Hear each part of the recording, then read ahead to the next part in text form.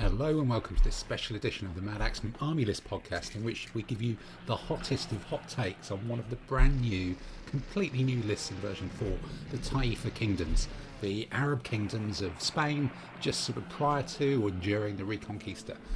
This podcast was recorded before the V4 came out. We were given special privilege to look at this list, so some of it we're talking about rules and troop types we're not entirely sure what they are, but by now version 4 should be in your sticky little hands and you should be able to check out this list as well. So sit back, pin back your ears and listen to our first review of one of the brand new lists.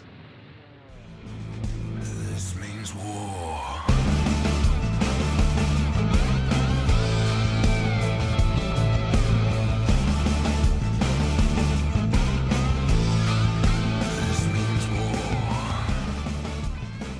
Well, welcome to the first ever, probably the first ever in the world, on account of we're the only people who do it anyway, ADLG version 4 list-specific podcast.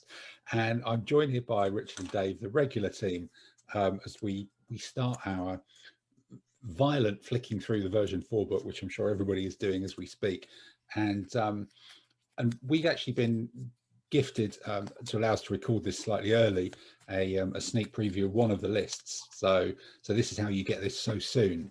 And the list that we were looking at is one of there's a number of new lists. It's gone up from about 280 to 300 in total.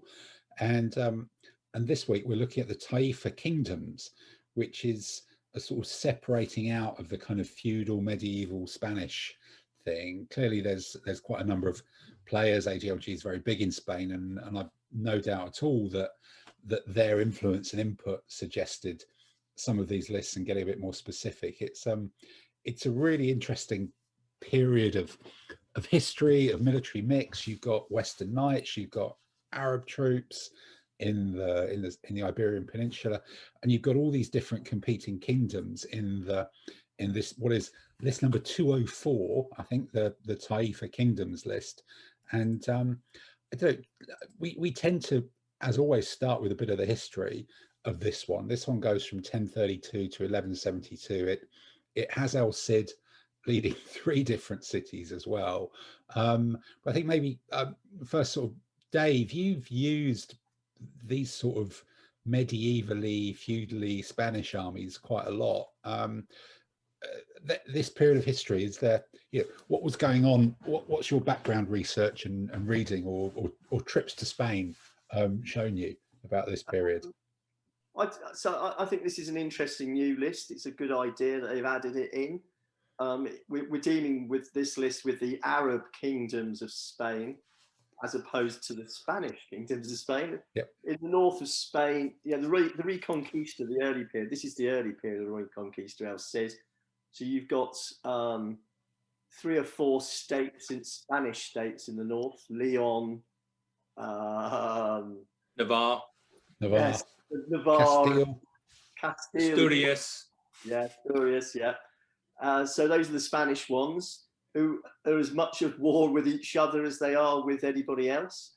They finally get themselves together under the Cid, the Lord, and then they take on the southern Arab states. These are the Arab states this list covers, and they're as much as war with each other as they are with the Spanish. So it's a continuation. It's after the Arab conquest. Things have calmed down. So we're talking about Andalusia. Zaragoza is further to the north. Zaragoza is in a constant state of war with Leon and things like that, which is very much covered in all the movies, I think, and all that. Yeah. And of course, Tim, we've been to a few of these castles. Yeah, we did a road trip and drove. There's kind of the route of El Cid across what seems like most of northern Spain and La Rioja and those regions between the northern coast and Madrid. So I think we stopped in 2 or 3 castles that claimed to be the home of El Cid, or were the home of El Cid, and certainly a couple of villages as well, where there were plaques on the walls and it was on the route of El Cid that I suspect you could follow around Spain for several years, given he seems to have been out and about. But I don't know, Richard, what about you?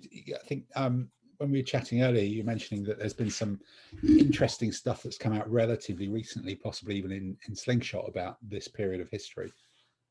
Yeah, there was a good sort of, I think, 4 or 5 articles 3 or 4 years ago covering the sort of medieval history of Spain. From memory, it was from about 400 with the arrival of the Visigoths and the Vandals on through then the Arab conquest of Spain and then the reconquista by the Christian kingdoms of the north. I think this list does add a lot of granularity to what was the sort of the some of the Islamic Spanish list, I think the Andalusian one, because it covers this period after the collapse of the Cordoba Caliphate, when Islamic Spain was under a single state. And it covers it, so you've got these 33 initially independent taifas, sub-kingdoms, and then you get these waves of Berbers coming in and being asked in or coming in and involving themselves in Spanish politics, which are covered by the Berber lists, the Almoravids and so on. So in the movie, this is the kind of more effete Islamic states, the ones who were all dressed in the silks, as opposed to the sort of more Spartan-looking black or white-clad Berber tribesmen.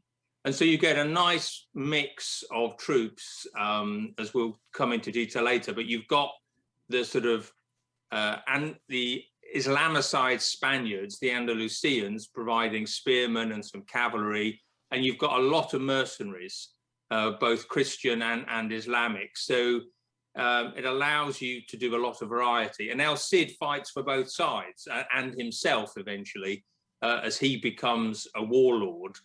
So it's a fascinating situation for a campaign, because you've got so much backstabbing and side changing going on. No, I think it is, you know, good to, it's one of these things where you look at a wargaming list and it kind of reshapes your view of history, because the view of that sort of stylized view of the Reconquista of all the Christian forces pushing all the Islamic armies and peoples further south and eventually turfing them out in kind of what, 1450 or something like that. This really brings home that actually at this period of history, even the concept of nation states was kind of a nonsense in loads of Europe. These were proper feudal bloke in a castle of whichever religion, and controlling the surrounding countryside and kind of stretching out and all paying, well, say after the fall of the Cordoba Caliphate, not even really paying tribute to anybody. They became sort of independent. They were princes and kings in their own right. Yes, and it was then, as tends to happen, you know, it's the same as happened in the British Isles. It splinters into many, many small kingdoms after the collapse of the Roman Empire. And then slowly somebody starts putting the pieces back together again. I think why this particular list is so fascinating is the personality of El Cid himself. We were discussing earlier, you know, I don't know it hugely, but my sense as a Brit is that he's kind of Arthur and Robin Hood all rolled into one. He is this great legendary figure of Spanish medieval times, a great hero, and although as always he's perhaps a more historically attested figure, there's a lot of legends that surround him as well. And with the great movie, and I remember there was I think a wonderful reenactment war game at Salute many years ago with loads of 28mm figures. So it is a very colourful, exciting period, and I look forward to seeing more Taifa armies on a war games table. No, I think that could be it. And well, look, let's have a look. Let's just have a chat about the list generally before we dive into our specific list then. This means war.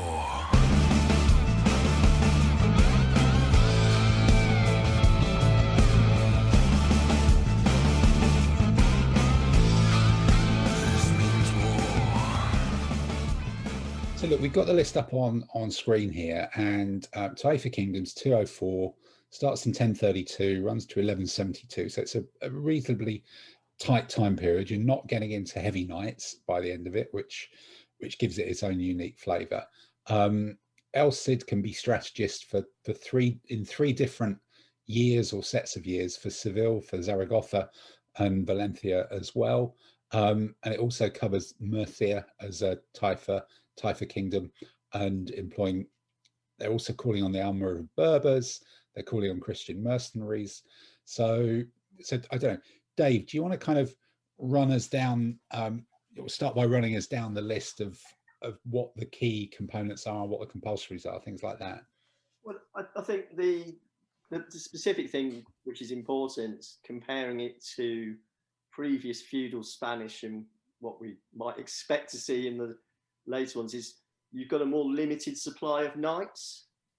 It seems to me that's a very good thing. I like it. It's very historical. It's very specific. I think it's saying that the Seville, Zaragoza, Valencia are using Christian knights. So obviously, you know, they're Spanish, as you say, as opposed to Arab. Whereas yeah, it's 0 to 4, isn't it? Which is an interesting. Yeah. That's enough to cause trouble, but not enough to be a knight list, isn't it? You've got to support it with something else. You can't just go for the old, I'll just throw a shed load of knights at people. Yeah, and I think the other one is the Taifa of Murcia, which is a slightly different one. As far, and I think this is what they're reflecting, and I think I've heard of this. There were some Arabs who sort of became knights, not in the Christian sort of. They fought as knights in a sort of their own sort of manner. The knights were very different shaped shields. They were less heavily armoured as the other feudal knights of Northern Europe, which reflected the method of warfare in that terms. Love to see a figure made specifically for that. That would be really good. I think the other thing which is noticeable is that these are armies where you've got a fair number of compulsory spearmen. Yeah, you've got a couple in all of those Taifas have a couple of compulsory spearmen, don't they? Yeah, I think there's more spearmen involved. And we've got a new troop type in the Berber medium cavalry javelin, which we'll have to see what the rules. I mean, I can imagine that's going to allow evading, some shooting.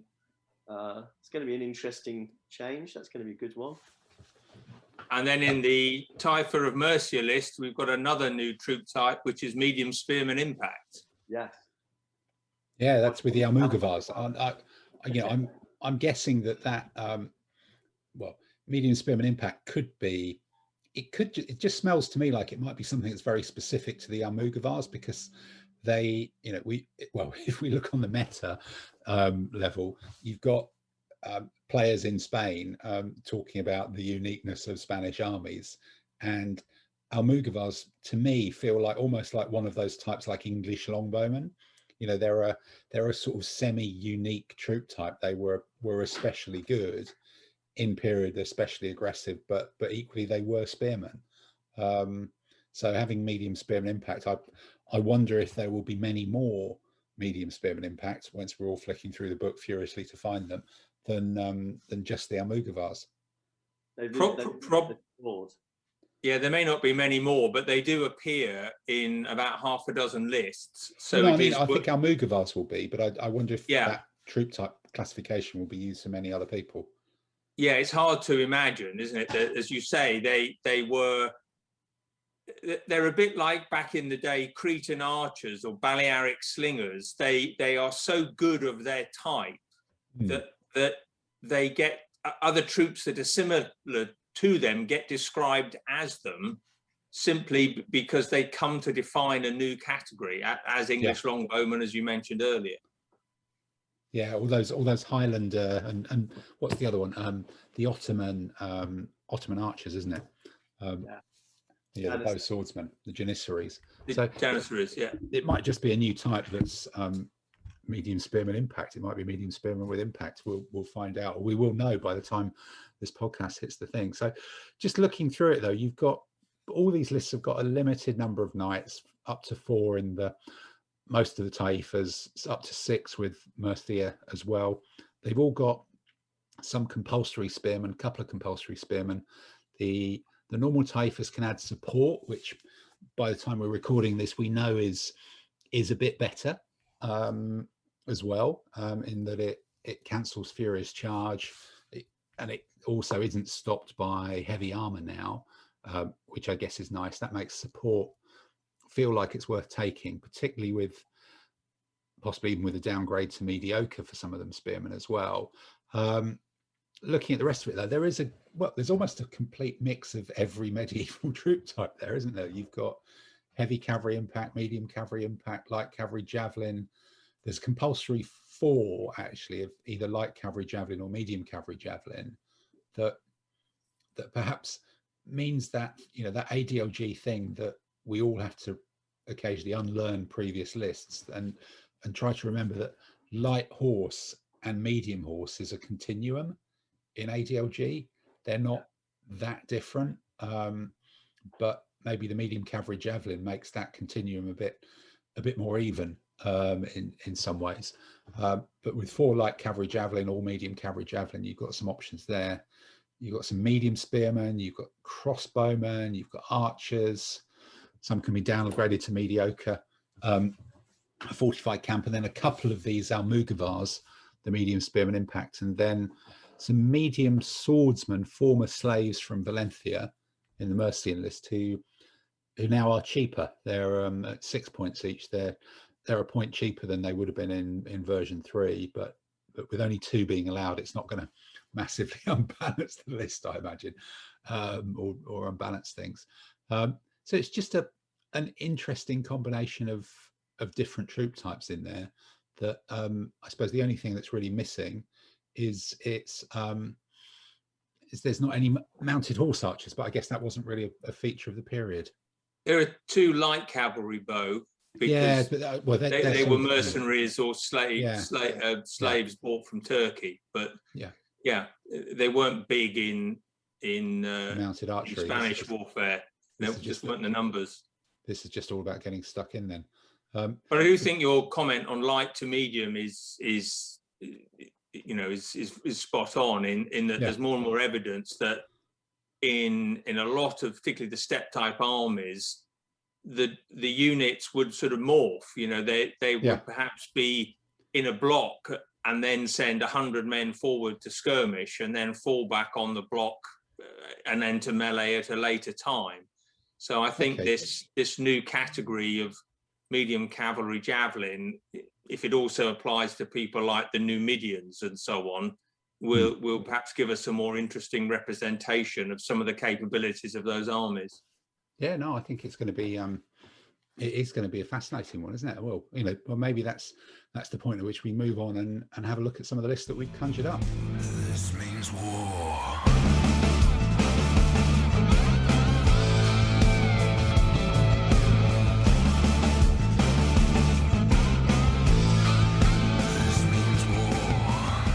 So then, first of our 3 lists, and Richard, you're up first on this one for our first version 4 200-point list. And run us through it. You've got 25 units. You've got your initiative up to 3.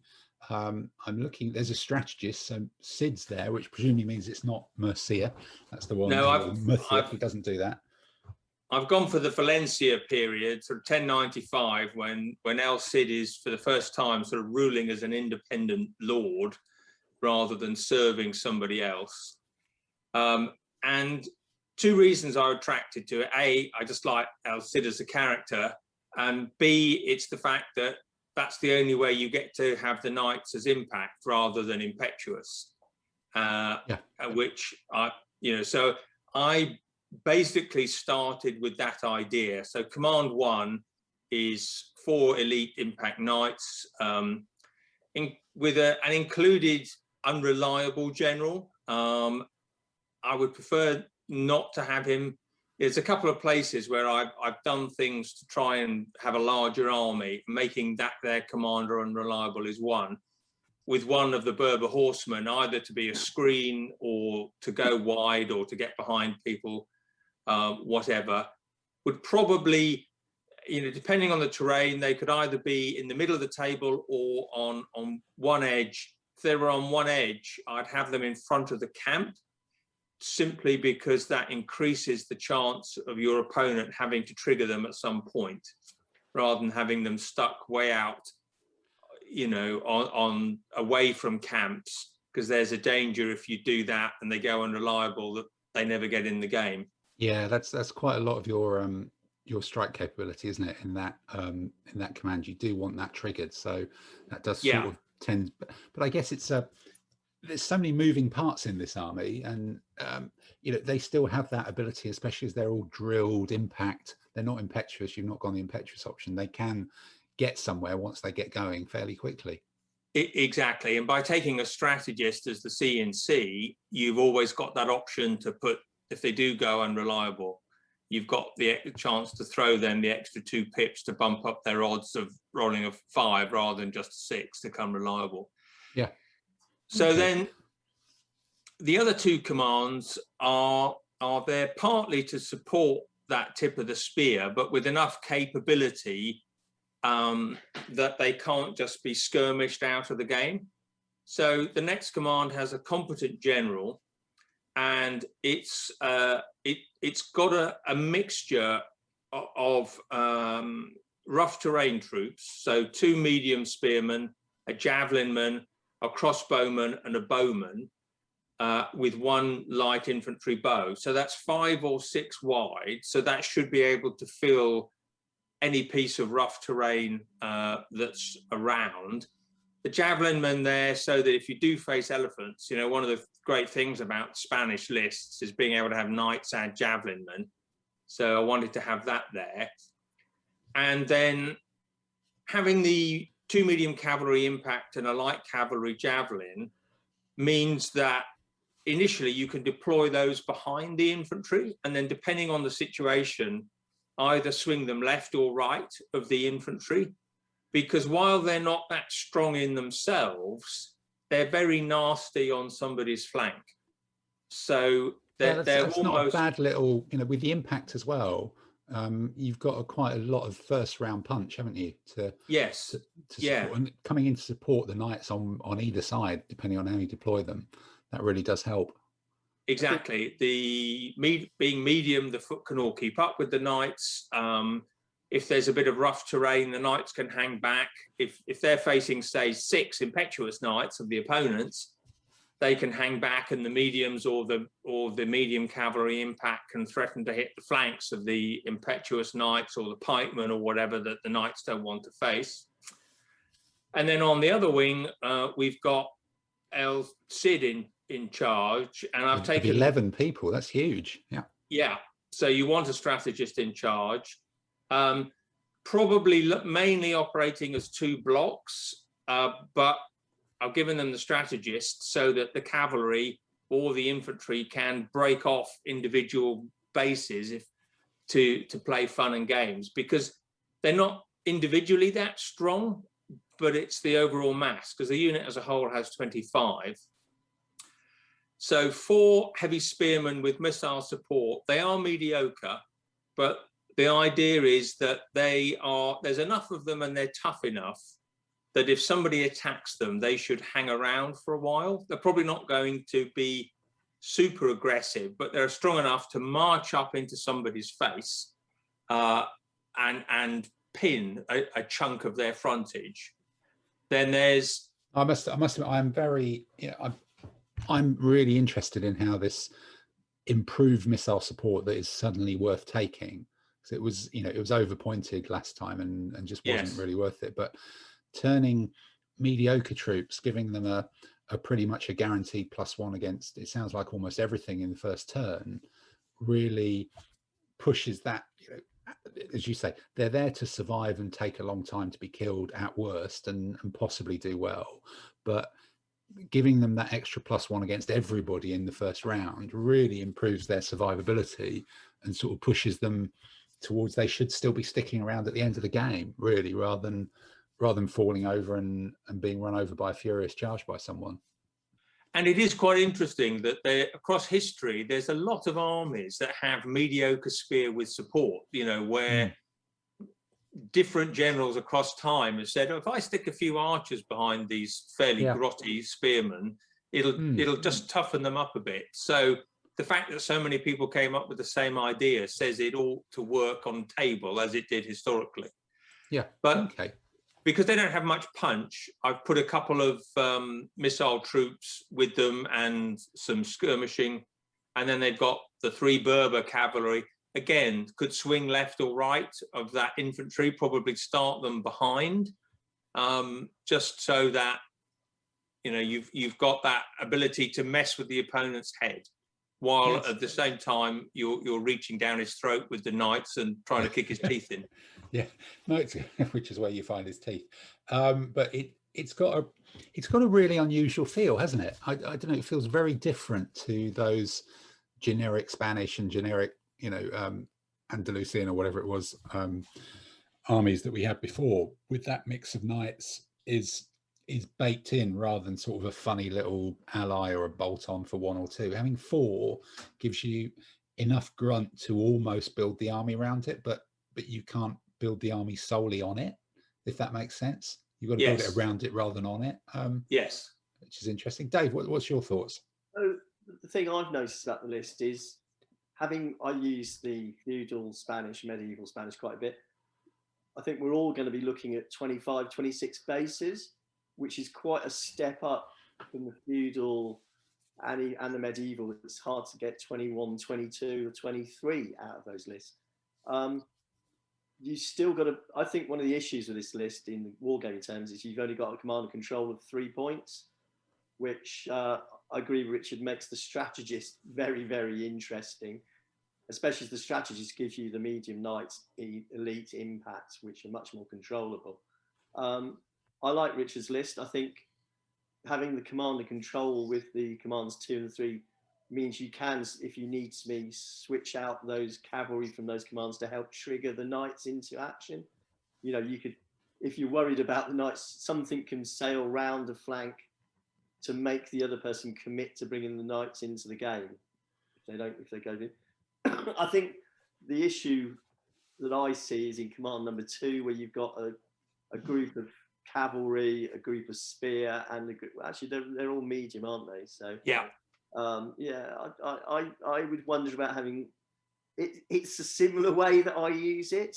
Not sure. Something in there. One thing I would say with the list is I would make the Andalusian archers mediocre and probably bump up my spearmen with it. Get 2 of the spearmen up to ordinary by making the bowmen mediocre, but that's a minor. Yeah, I think from a game point of view, and I think it's interesting how this pans out. I with what we know about V4 as we're recording this, that medium infantry second command, you've got 6 wide, you've got 2 spearmen, you've got a javelinman, a crossbowman, a bowman, and the light infantry. 6 is a big number, but I do wonder if there will be more impact swordsmen and impetuous swordsmen around, because they, it looks like they're becoming cheaper, and whether that command, it's great for going in and beating lightly contested rough terrain because it's wide and it shoots and it does a lot of things. 4 of them shoot, but I just wonder if in a world where where the meta changes and there will be a few more of these other types of impact and impetuous swordsmen, whether that does look a little bit vulnerable. But perhaps there'll be changes to medium spearmen that we haven't seen, or other things as well. I think those are very fair criticisms. The only thing I would say against it is that's exactly why I put the impact cavalry with the mediums and True. the medium cavalry javelin with the heavies. Yeah. Because 2 impact medium cavalry stood next to them is going to make medium swordsmen crossing the open think twice. It really is. And while they're thinking twice, as you say, I'm chucking javelins and crossbow bolts at them. And they're starting to erode. They're starting to be all down 1, aren't they, all the way across the board? Exactly. So it's. I mean, at the end of the day, you can't have a perfect list unless you can have 300 points and the other guy's only allowed 200. Exactly. No, so you have to take risks somewhere. It's interestingly compromised, and it really has a proper flavour of people running around in Spain, for sure. I think we're all going to find the 3 command points, having 1 strategist, 1 competent, and orderly, or whatever, is going to give us a challenge to moving It's what will in the end become quite a large army. No, good. Excellent. All right, let's look at the next one. This means war.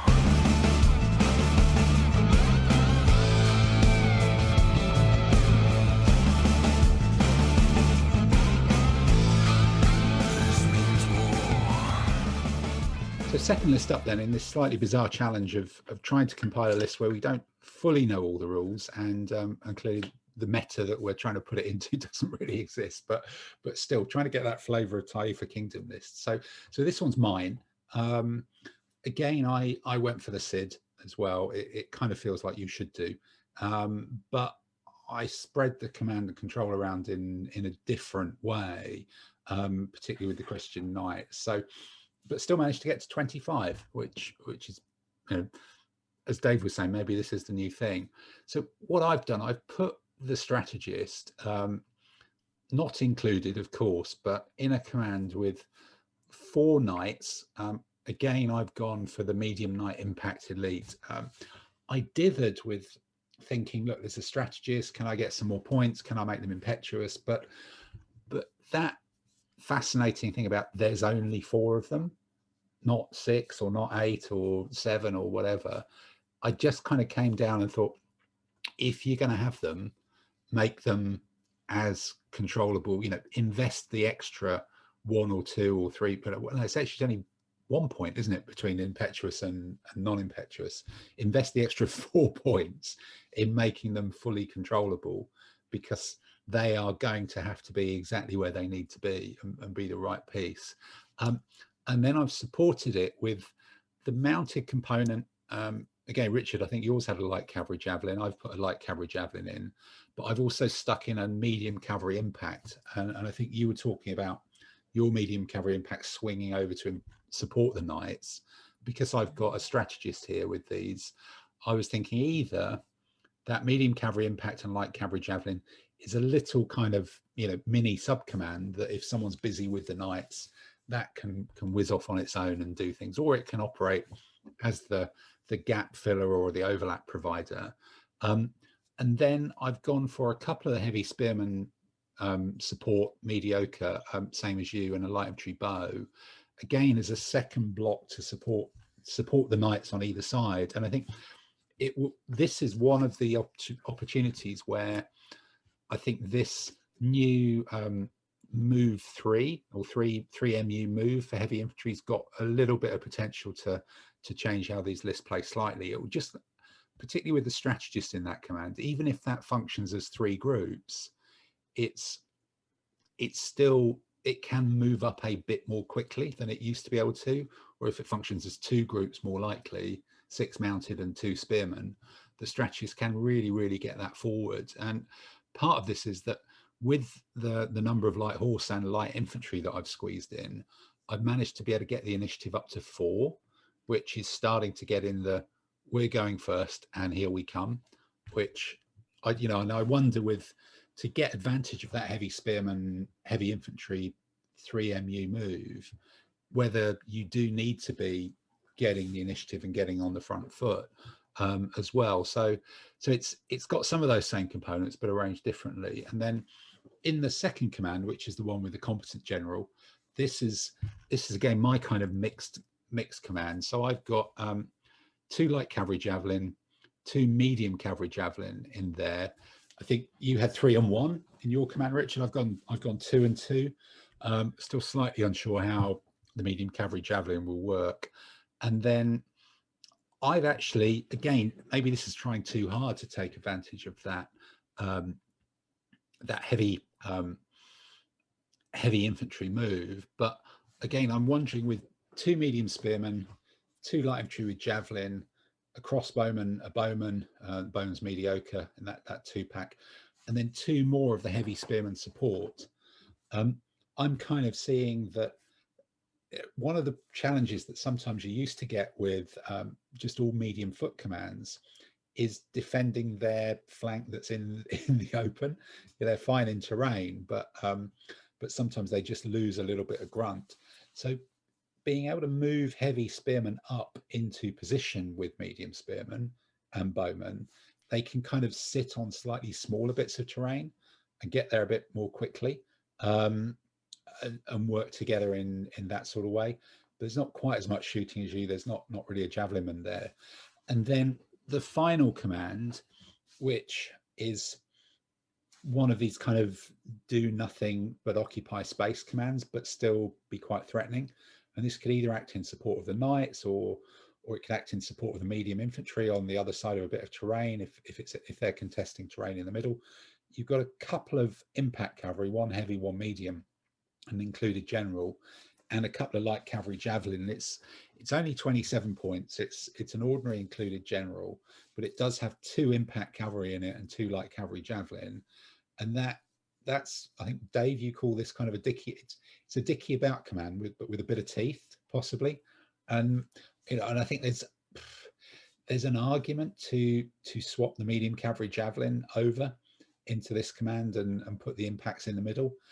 But I don't know. I think with an initiative of 4, you kind of want to be getting out wide and putting pressure on the flanks and the light horse and the rest of it that makes up the extremities of some of these other commands.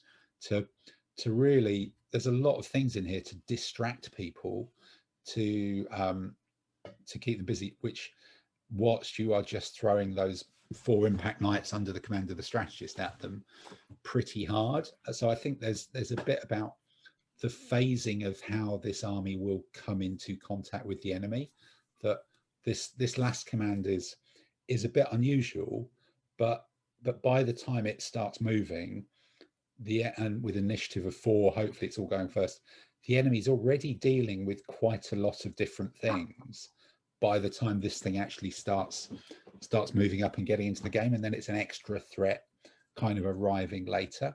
So it's trying to give a bit of a different flavor to it, but still at 25, and with a strategist and with the 4 knights as the Schwerpunkt, which is not particularly Spanish, but doing it in a kind of differently mixed up way. So I like what you've done. I mean, I think if one compared your list to mine, probably at a raw troop level, it's probably 85% the same or 90% the same, but you've obviously organized the commands quite differently. I think the big advantage of having the knights under the strategist, as you say, is you can use them more perhaps as individuals, should you so wish, rather than in a group. I think getting the initiative of 4 and being able to throw forward that small command 3 and rush ahead your heavy spearmen are all very good things.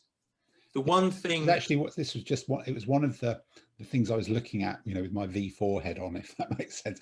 I think using it was using the light infantry. So there's 3 light infantry and 5 light cavalry to get up to that magic 6, which is kind of interesting. Yeah, and I think certainly let's face it, the first 6-12 months that we play, people will still be getting used to some of the changes. So forcing yourself to take advantage of those changes and therefore learn the strengths and weaknesses of them is got to be a good thing.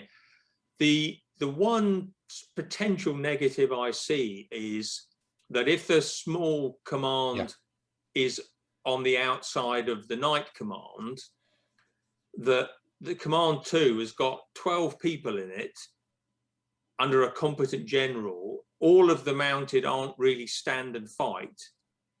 So if somebody pressures that, you've got a lot of frontage to control with a competent general.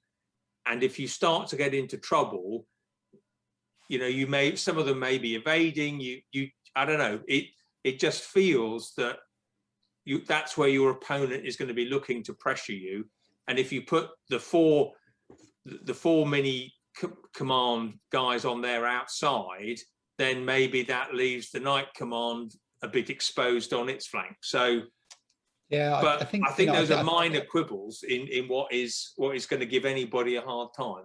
Yeah, I think it's an interesting one, and perhaps this is again me over relying on the magic V4 changes or whatever, and thinking, will these spearmen, these 2 blocks of two supported spearmen, in my mind, those are now magically getting into position much quicker. And then I'm kind of forgetting about them.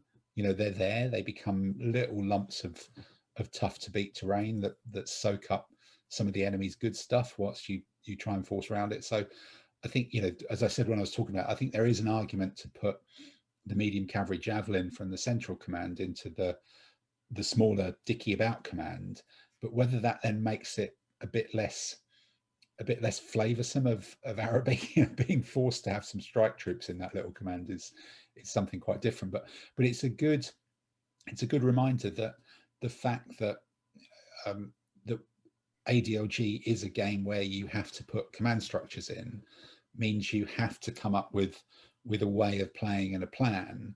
As we said, I suspect this is 80-90% exactly the same troops as you've got, but this army would play quite differently just because of the way it's been screwed together.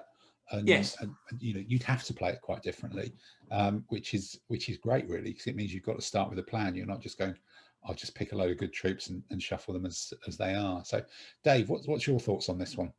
I look at the initiative of 4 is really impressive, isn't it? And I like the small dicking about command. I mean, if you put that, it seems like you're going to win the initiative.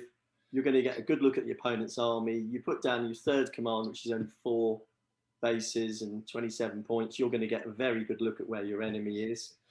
And that's micro command can then shoot off to where it's needed. And I would imagine it shooting around the table to support the the Christian Knights than Impact Elites. I agree with Richard. Command 2's got a lot to do, but as we've said before, you've got 3 initiative, 3 command points in this army. Somewhere you're going to have a lot of troops with a general who's got a lot to do. Yeah, and I suppose it's a toss-up with that 3 and using the strategist. You know, you could swap the strategist and the competent over, but whether then, you know, the aim is to get those knights where they need to be, and is it a better choice to have the strategist? This is initiative 4, get everybody in your face, and then let's see what happens. You could put the strategist in the second one because it is going to need more stuff doing to it, but then you're using the strategist to pull the stops in the organ and play all the keys and you know, move his leg over to you know, press the C sharp flat or whatever it is, in a terrible non-Spanish metaphor. But yeah, he's juggling all the tapas plates at the same time and cooking some octopus. I think one thing I'd do is probably move 2 of the medium infantry command 2 with the strategist, just to run out and I think do my favourite. You could maybe move the bowman out to do my favourite trick of supporting the knights, or even the 2 medium spearmen to move there. And then you've got I mean, too much, because if you take them out, then if you take anything out of that central command, it becomes a bit nothingy. I don't know. It's a tough one, really. But yeah, it's playing with one hand tied behind your back because of that command structure, which is one of the great joys of this as well. As we've said, you've always got to do that, and I think what you've got to do is decide what's your playing style, and therefore where do you want to concentrate your strength, and where do you want to have your weakness, know it's a weakness, and deploy with that in mind. I mean, 100%. True. Good. Okay. Well, interesting. Well, let's move on to the 3rd one then. This means war.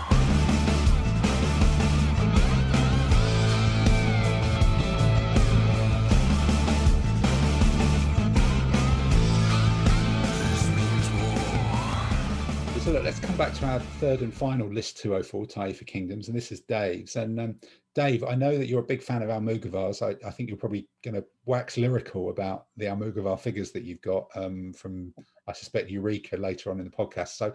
So I'm guessing this is a Murcia list because that's the option that's allowed the Almugavars. And indeed, yes, it is. And you've gone 26. You managed to get 26. Perhaps that's not having the strategist. He's not allowed to command these guys. But talk us through your 2 initiative, half-hearted, I've got to say, with 8, 10, and 8, which is a pretty even spread, and competent, brilliant, and ordinary, unreliable. But run us through it. How do you put together this Murcia list?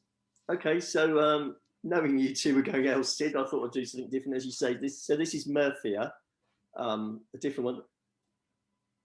What I've tried to do is, as an experiment, I've tried to cut and paste across what I often use in my feudal Spanish or medieval Spanish army, and see what it how far I can mirror it in this list.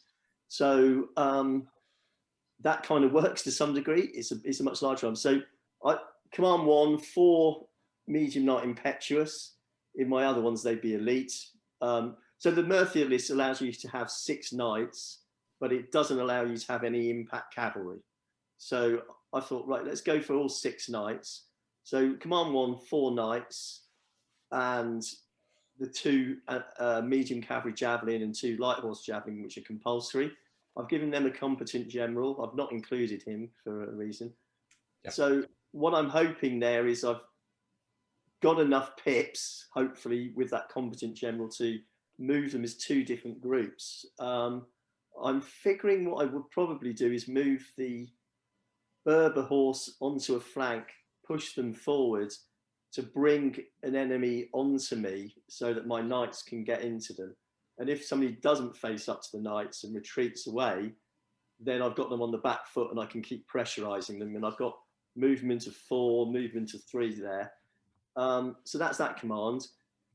What I often do with the feudal, medieval, and the, in version 3, is I have a brilliant commander in the center with more to do, and he's commanding essentially a medium infantry force and 2 knights. In the medieval, in the feudal, the Spanish list, those knights are military orders, so they're impact. I'm going to have a bit of problem controlling the knights in this central command, but they are there to try and work. So what they're going to do is, if the opportunity is there, they're going to help concentrate 6 knights with the cavalry. So you've got an overwhelming cavalry form. If you can't do that and you have to move them out to one side, you may decide the brilliant general's going to be moving the infantry as a separate group.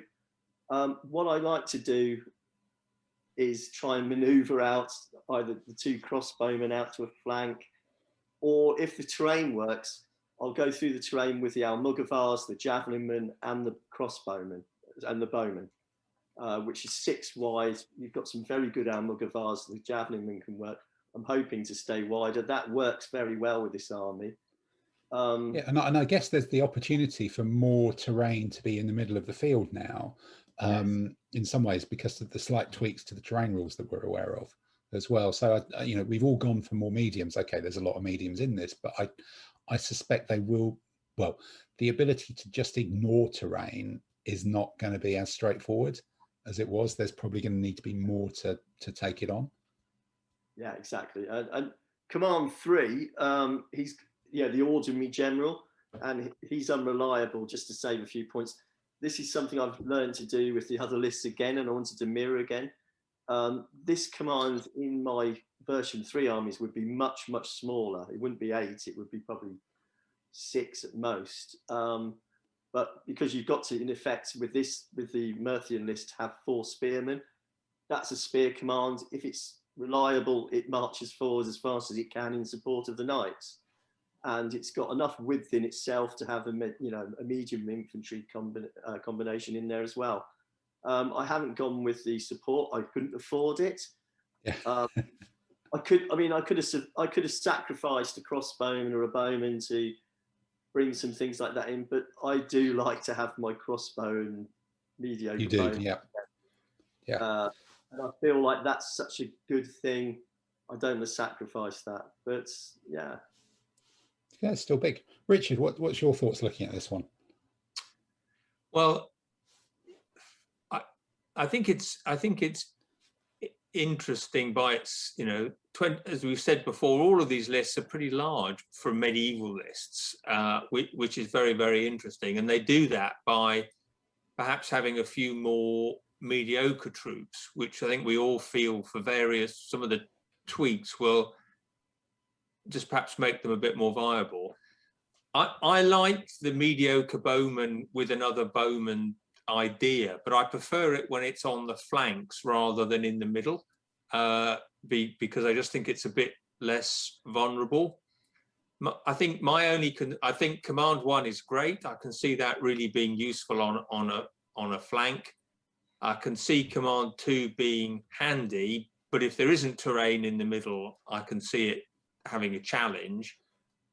And the only thing with command 3 is having no mounted at all and having relatively weak shooting. If it's on a flank, then somebody is going to try and pick on that. But equally, if they're going to pick on that, it allows Dave to use his other 2 commands to beat up where the enemy's weakened himself, to have a go at command 3.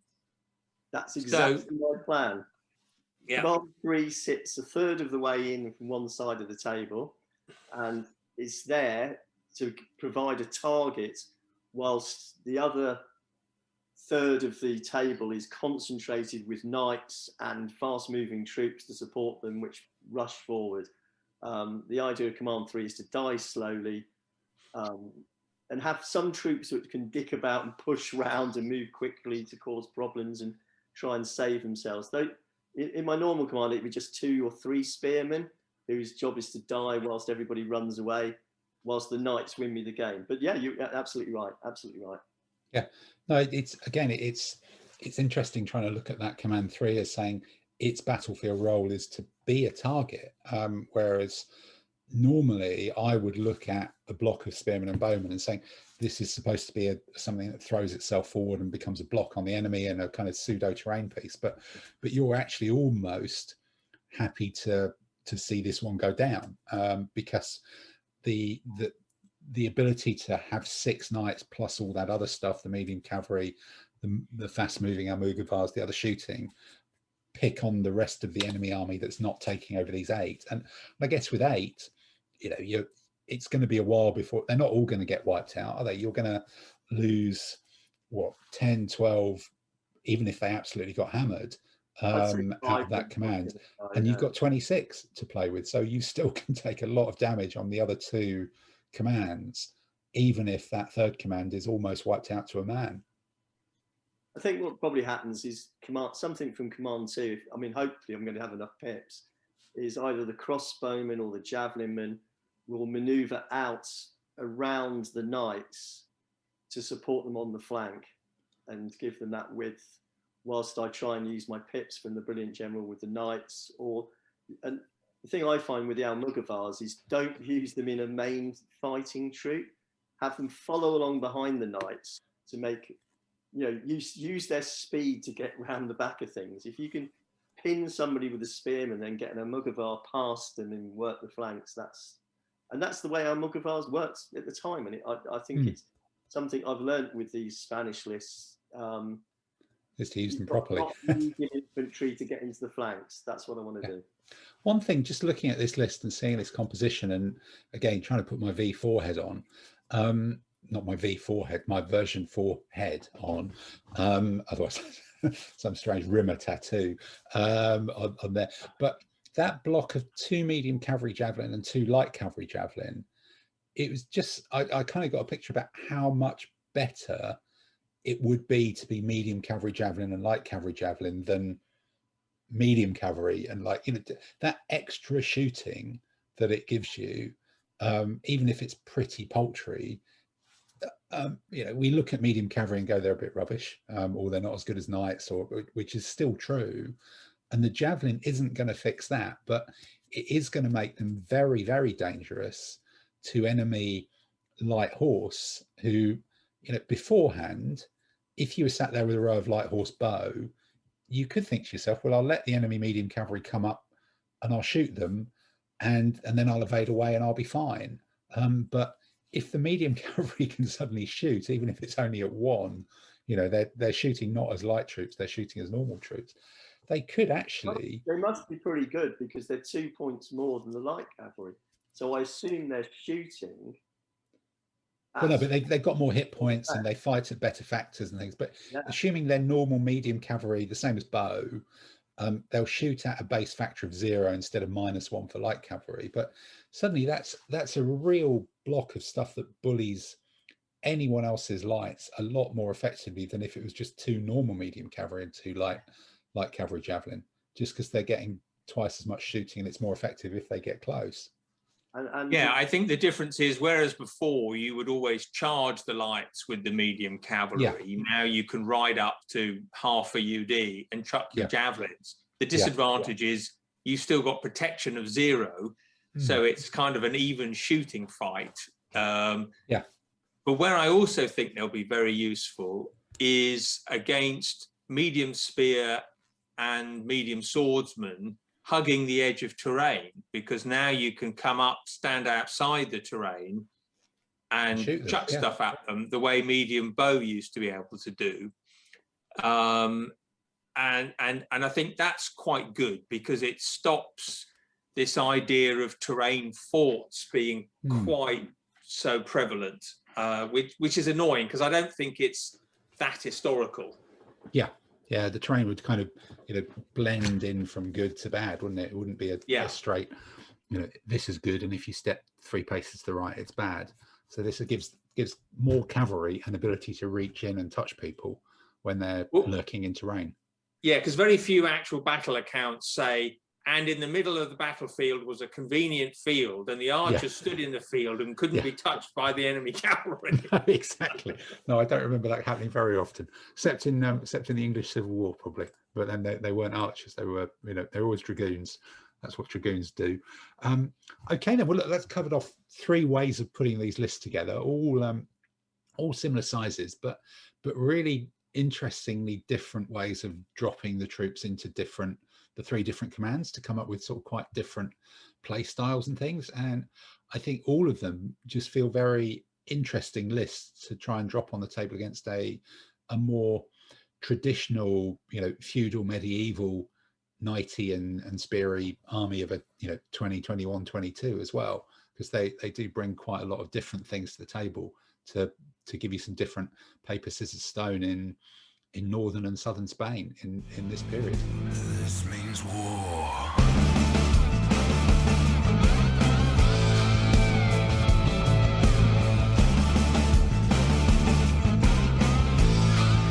This means war.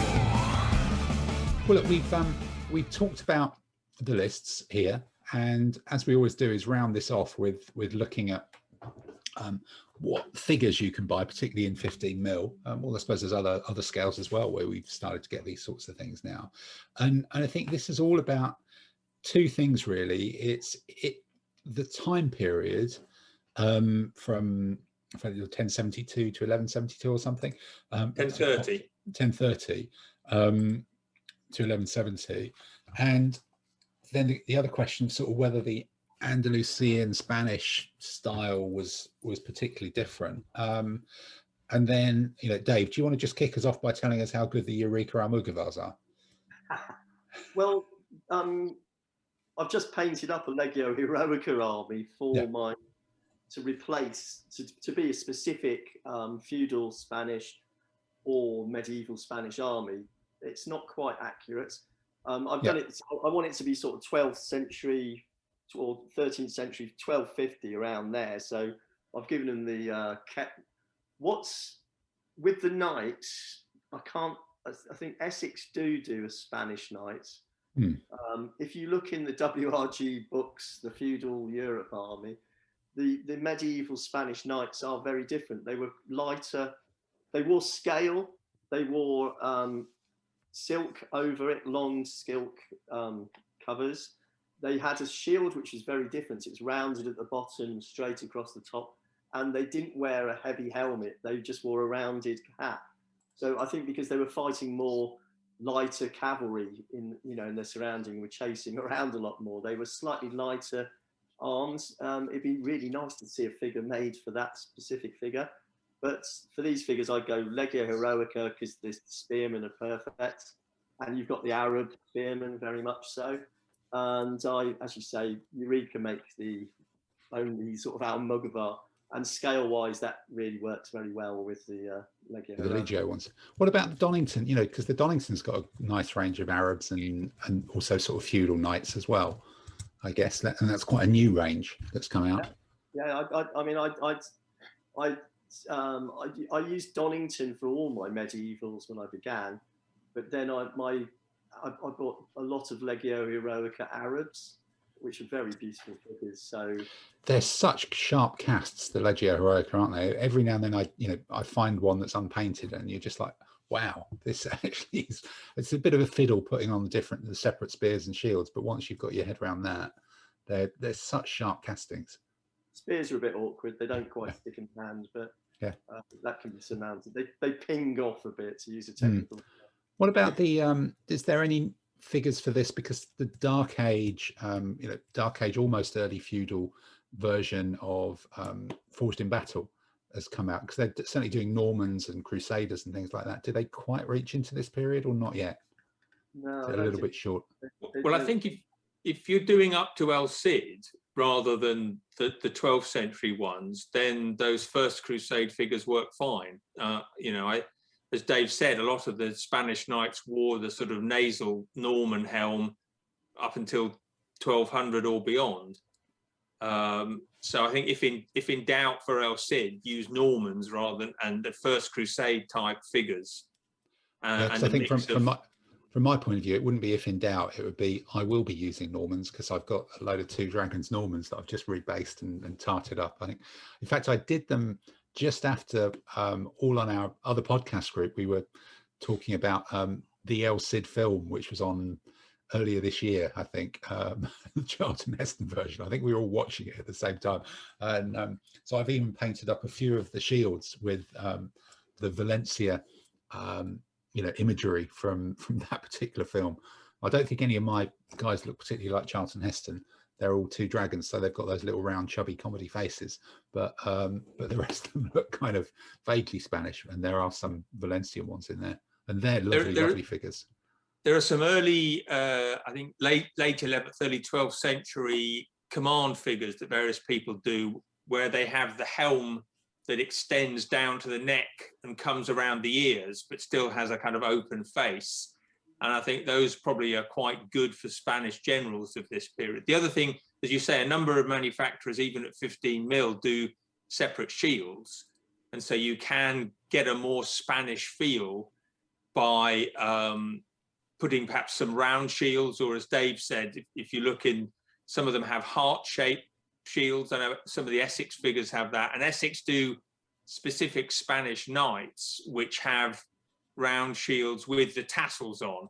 And it's not really worth it at 15, but at 28 mil, you can quite easily make a few tassels out of green stuff and just give things a slightly more Spanish feel by doing that.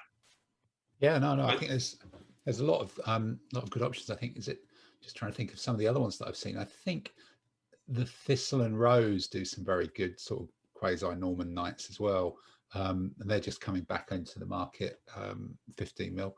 Just trying to think through some of the other ones. I'm just so stuck on these 2 dragon ones. There are more and more 28 mil plastic Normans appearing as well. There's 2 or 3 ranges of those. Yeah, Victrix are coming out with some, and I suspect Victrix are doing separate shields to do a more Spanish style as well. But then you can always swap shields in, can't you? And Gripping Beast do a lot of Arabs. So I think between the Victrix and Gripping Beast ranges, you could probably do a 28 mil Spanish plastic army, without too much modeling. In fact, maybe I'd only really need to pick up the knights, because I think I may have enough Arabs in 28 mil from one of my lockdown mega painting sessions last year. So, okay. So look, this is it's something that this list is a split out of a previous list, but it's bringing something kind of new and interesting to it. And I think I don't know about you guys, but what certainly sort of pleased me or surprised me is that we've found ways to use some of the benefits or some of the new changes in version 4 in these lists, but it's not dominating. They're all just like little incremental nice to haves. Can I push the Spearmen up a bit quicker? I've only got 2 Almugavars. They're not ta-da, suddenly here's a new troop type that's going to completely change the game balance. And it also seems to be more of not here is a magical new troop type, but more this allows you to play an army with a different style of play, which is kind of good. I guess that's what you want. You don't want, oh, suddenly I've got a Dutch, ditch all the crossbowmen because they're no longer so good, or ditch all the, whatever. This is all, yeah, some of the ones that I maybe wouldn't have used, I can use a few more of, and this will allow me to play differently, not with different things. Yeah, and I don't quite know all the changes yet, but from what I see, what I've divined is that small tweaks to points cost makes all of the troops closer to identical value for money. I mean, you can never get that perfectly right. No. But what it means is we should get more variety of army construction. There'll be less one or two. It was getting to the point where bow impact knights and elephants were dominating most people's army choices. This, I think there's been more heavy infantry, more variety of medium infantry, different forms of lighter cavalry, all of which just make it a more fun game. Dave, your final thoughts? I agree with that. I know we're specifically talking about this list and a bit of a sneak preview. There's a lot less elites in this list. I wonder if that flavour is going to be continued into other ones. That's going to be very interesting. One thing I tend to sort of think, and I think this may be even further into the future, is we seem to be negotiating this fundamental issue of what's medium infantry and what's medium and heavy infantry. I think we're gradually moving towards a result on that one where we might end up with troops which have just got a terrain ability, or something like that. Actually, it's a very good point, because I think online, people will be reading the real rules by the time this comes out, but online, the heavy infantry moving 3 outside tactical distance was kind of the woo one, but actually, if you characterize it as, what that does is blur the difference between heavy and medium infantry, which actually is something that War Games rules have actually wanted to do for a long time, because everybody thinks it's kind of right. So yeah, if you frame it in that context, that's a really interesting way of looking at it, and it's actually breaking down a completely artificial division to do with how deep a little bit of MDF is between how things function tactically. It's been an issue that war gamers have always whinged about for many years. Yeah. No, well, look, that's actually probably quite a good point to wrap up on. So I think on that point, we will leave you with our first list, and we will be furiously flicking through the actual book to find some of these more new lists or some of the other change ones, and bring you a load more of these list podcasts in the coming weeks. So thanks for listening.